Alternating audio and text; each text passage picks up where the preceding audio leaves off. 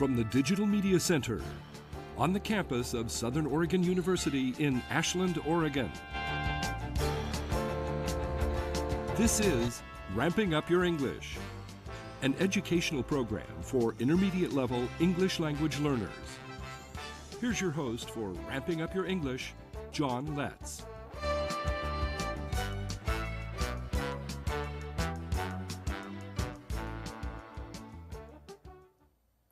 Welcome to Ramping Up Your English. Ramping Up Your English is for English language learners from all language backgrounds who have already begun the process of learning English as their second language. It's a program for people of all ages. If you're seeking greater English proficiency, this program is designed to help you reach that goal. Ramping Up Your English is a support program for English learners who have already passed the beginning stages of learning English. We take a content-based approach to helping you reach higher English proficiency. We use English to teach English. The theme of our first unit is Trains and Railroads. This is episode 26, segment 1. In our last episode, we imagined that we were headed west of the Mississippi River for the first time, exploring landscapes that are epic in the history and folklore of the United States. Ranches, rivers, and soaring mountains greeted us on the first two parts of the California Zephyr, Westbound. Today, we ride the California Zephyr to Martinez, near the end of its long trek across the American West. Let's board this train and finish the westbound journey on the California Zephyr. The California Zephyr continues following the Colorado River. Now it enters another mountainous area.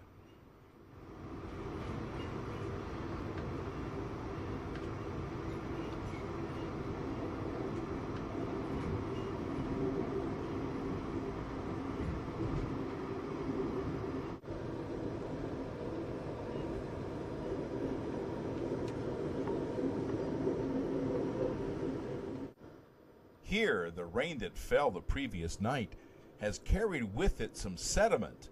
This helps the Colorado River turn its namesake color.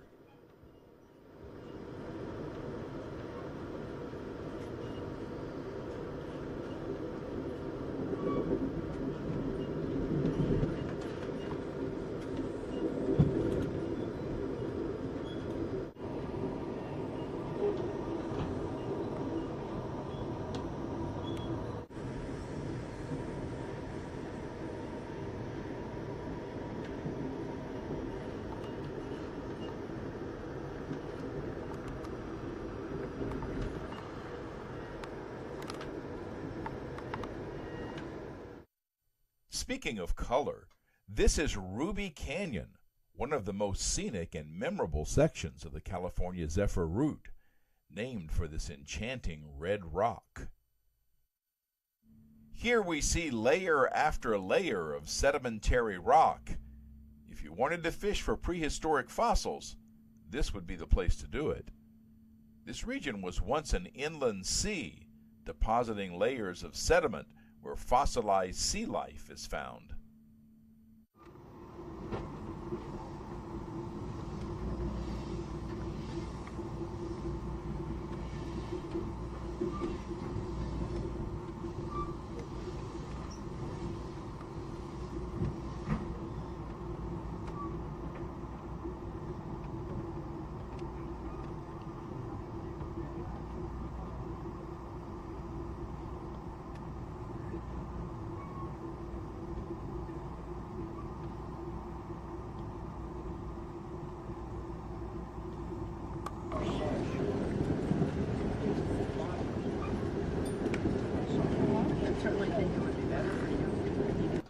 The splashes of red color now shift from the rocks to the sky.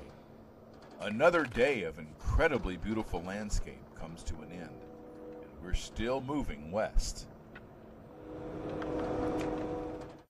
The previous day's storm had left a heavy blanket of snow.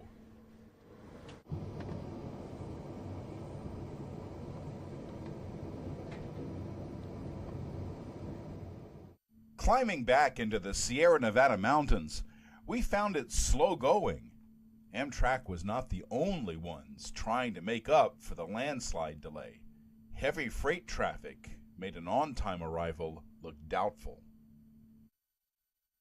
We crept by this ski area, the beneficiary of the heavy snow that preceded us. The California Zephyr is one of the ways to get up to a ski area like this. It's a popular form of transportation for skiers in California. And here we could see the mounds of snow that piled up in the mountains.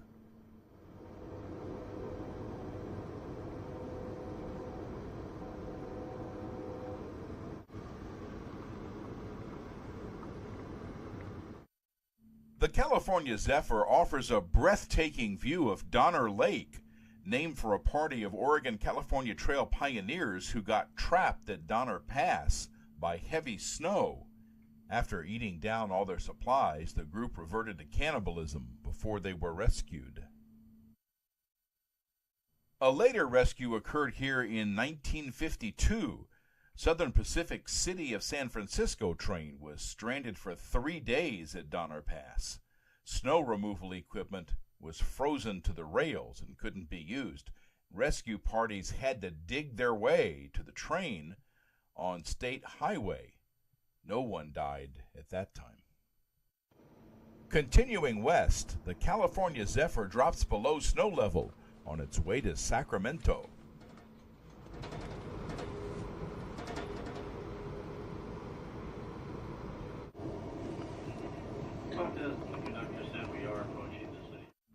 Here we see the double track crossing the high trestle over Interstate 80.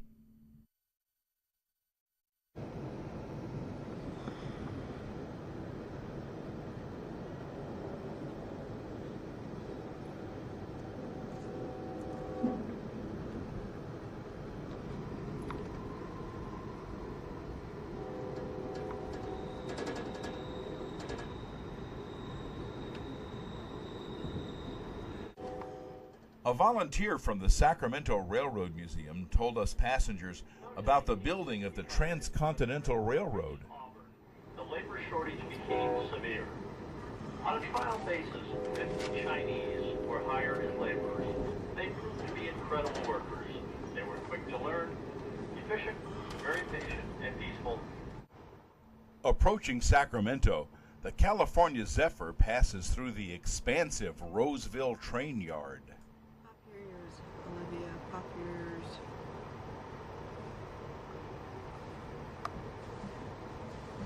Ladies and gentlemen, as we leave the Roseville station, to the left of the train are the massive freight yards of the Union Pacific Railroad here in Roseville. The Pacific Fruit Express expanded its ice supply facility here for refrigerator cars. By 1920, this was the largest ice-making plant in the United States. With the advent of the mechanical refrigerator car, the facility was converted for the rebuilding and repair of thousands of freight cars then owned by the Southern Pacific Railroad. At one time, this was the largest repair facility for railroad locomotives in California and one of the largest rail yards west of Chicago. Overhauled by Union Pacific, this yard on the left of the train was renovated after the merger. Entering Sacramento, the tracks are lined with camps of homeless people. They flocked to tolerant Sacramento and left piles of garbage along the railroad tracks. Is the California State Railroad Museum. The Railroad Museum is the largest and finest interpretive railroad museum in the world. It covers 2.5 acres under one roof and houses over 30 pieces of historic railroad rolling stock. The museum is open daily except Thanksgiving, Christmas, and New Year's days from 10 a.m. to 5 p.m. American River that Excuse me, American River. crossing over this time going into the Sacramento station. The Transcontinental Railroad only went west as far as Sacramento. The section from here to San Francisco was added soon after the Golden Spike ceremony in Promontory, Utah.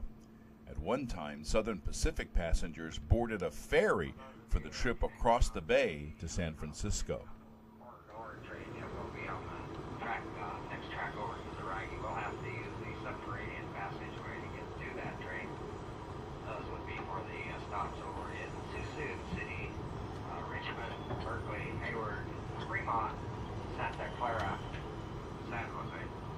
you may alight from the train and alight at one of those cigarettes. We will be at this Sacramento station approximately 10 to 15 minutes here at Sacramento.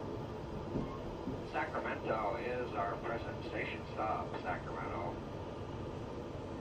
California.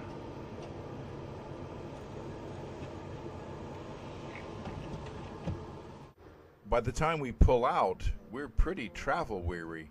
That existed when I lived down here, or just wasn't aware of it.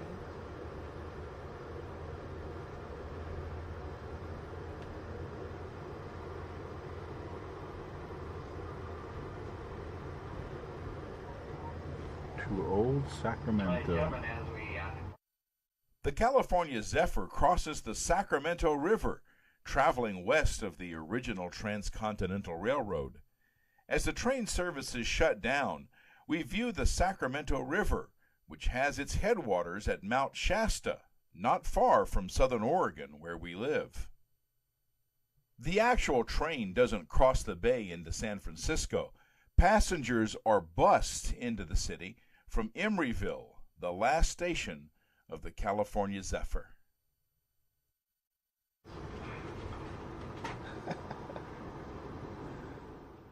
Leaving Sacramento, we started gathering our belongings. We're getting off at Martinez. We cross a large bridge here, looking out at surplus Navy ships anchored here since the end of World War II. The train is heading for Emeryville, where passengers will be bussed across the bay to San Francisco. We're content to get off here at Martinez. For us, this was the end of the line. This wasn't my first time traveling through the Old West, but it was still an adventure for my wife Liz and me. It would take some time to process all we had done and seen on the California Zephyr. After reflecting on these fond memories, we'd start planning our next Amtrak adventure. See you on the rails.